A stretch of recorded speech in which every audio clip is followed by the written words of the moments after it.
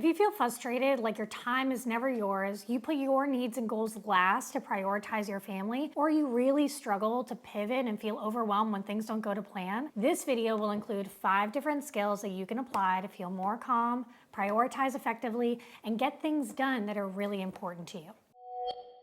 Hi, my name is Lily, and I'm the Director of Training and Coach Development at Body Brain Alliance. I've been working in the behavior change space for many years, and I'm also a parent of 2 little ones. Today, I'm going to be sharing 5 time management tips for parents. This video not only applies to parents, but also to caregivers or guardians of little humans. If you've been a parent for 5 minutes, 5 months, or 5 years, what I see most often is unrealistic expectations for what you hold for yourself, your household, and your child. Now, I'm not here to tell you how to parent your child, but rather take a moment to assess your internal expectations, especially subconscious and unspoken ones. Ask yourself if they're helping you or hurting you, and your ability to follow through and regulate your emotions. Our expectations, conscious or subconscious, adjust our perception of each situation, and therefore the actions we take. If we're able to lead with honesty and neutrality, and what our expectations are, we're then able to take appropriate actions and behaviors to not only regulate our emotions healthily,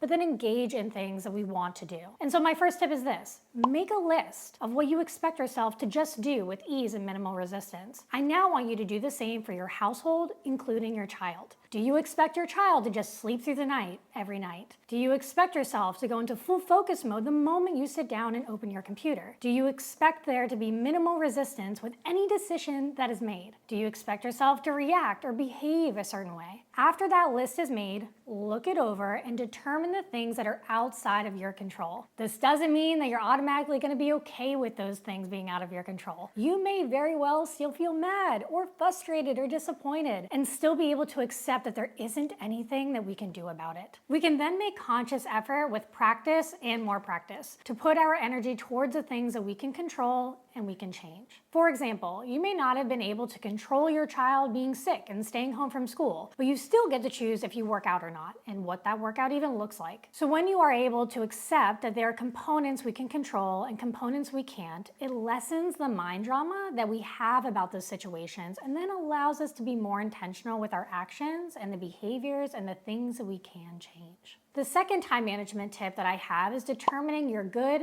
better, and best. When you are faced with a decision or behavior that you are trying to become second nature, ask yourself, what are the good, better, best options for that behavior? So for example, maybe you want to work out more and your best ideal version of effort is completing 30 minutes of uninterrupted strength training at the gym. That may be the case some days, but others not so much. There may be days where you are tired, you're in a funk, you have other things that you want to do, things that seem more fun. There's lots of reasons why you may be feeling resistant to the best option. Instead of choosing to then do nothing, you can refer to your good and better options that you had prepared for ahead of time. So if strength training for 30 minutes at the gym is your best option, maybe your better option is a YouTube exercise video at home. Your good option is walking around the neighborhood with your little one in the stroller. This helps fight all or nothing thinking, but it still allows you to use your time in an efficient and effective way to work towards your goals. Have you ever tried setting a good, better, best for your habits before? Let us know in the comments below. Number 3 is choosing top 3 priorities for your day. Either it is the night before or right at the start of your day. I refer to this with clients as the big 3. It is asking yourself, if I could only achieve 3 things out of my entire day, what would they be? Time management does not mean following a plan to a T down to every single second of your hour. Instead, it is the ability to use time that you do have available in a way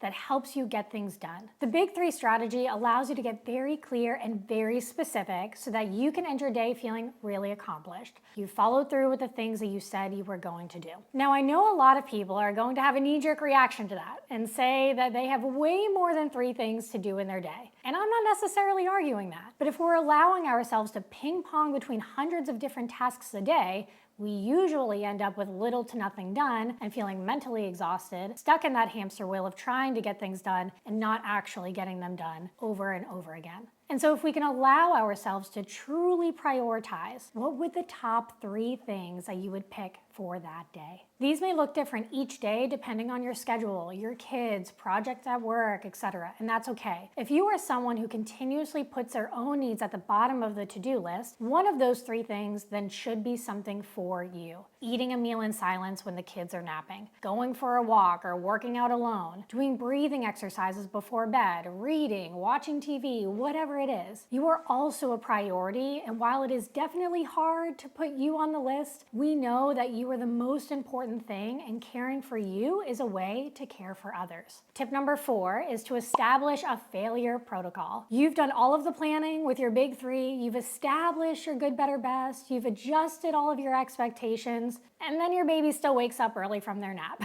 The babysitter falls through, you didn't follow through with your original plan because you were in a funk. How are we going to appropriately cope emotionally and physically to be able to move forward? We want to think ahead in those moments when things don't go to plan. What are your immediate emotions going to tell you? What are the stories or thoughts that will form? How will you regulate in that moment? How do you ultimately respond? Create some thought challenges, mantras, healthy coping tools so you can remind yourself in the moment when those things happen. This will then allow you to pivot, still make decisions to move forward. And last but not least, but tip number 5 is going to be reflection. Each week, I recommend reviewing how things went. You want to lead with neutrality without judgment, guilt, or shame to review how often you are following through with your original plans, goals, and tasks. Depending on the data that you review, you can then choose what you will deprioritize or delegate to others. This may look like doing an Instacart order instead of physically going grocery shopping. Maybe it's utilizing a laundry service. Maybe it's finally accepting from that friend or family member who offered to hang out with the kids for a couple hours so you can get some time for yourself. You can also reprioritize the things that are important to you to ensure that they happen over the next week. And of course, if you need support on time management and living a healthier lifestyle within your day-to-day life,